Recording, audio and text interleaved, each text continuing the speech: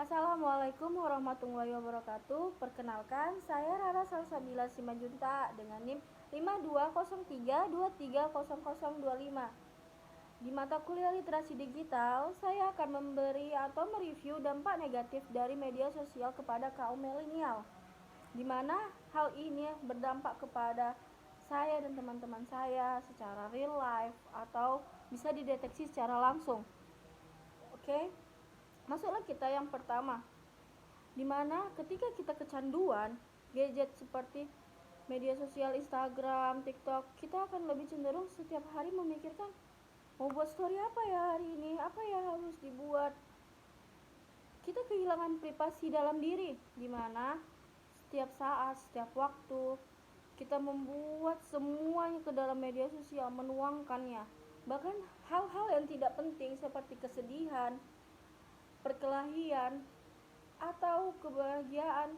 Jika kebahagiaannya baik atau bisa mengajak orang lebih berdampak positif, itu tidak mengganggu dan itu menjadi justru jadi dampak yang lebih positif. Yang terakhir, ketika kita pamer kekayaan, pamer hal-hal yang bisa memicu kejahatan, mungkin di sisi lain kita hanya ingin mengapresiasi diri atas apa yang kita punya. Tapi di sisi lain, seperti kan sekarang ini kita bisa lihat tingkat kejahatan sangat tinggi, di mana pengangguran juga sangat banyak. Jadi ketika kita membuat story pamer harta, bukan sedikit kasus soal itu, di mana ketika kita buat story kita pamer nih habis beli ini, tiba-tiba mereka tahu keberadaan kita, mereka tahu apa yang terjadi sama kita yang awalnya tidak ada niat. Ketika melihat ada peluang, maka orang-orang akan atau hal-hal jahat itu akan menghampiri kita. Hal itulah yang harusnya kita cegah, yang harusnya kita edukasi kepada banyak orang. Sebelum terjadi, lebih baik dibatasi atau langsung di-skat dari gaya hidup.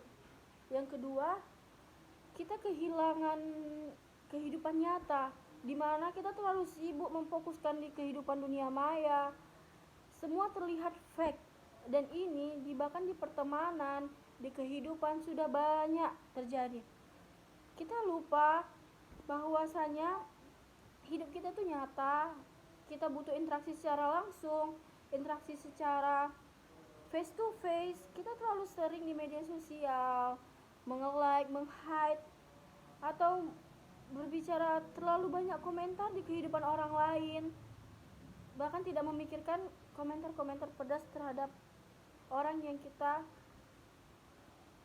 buat, sehingga banyak kasus kejadian anak muda zaman sekarang yang mentalnya terganggu atau healthy-nya terganggu karena komentar-komentar buruk.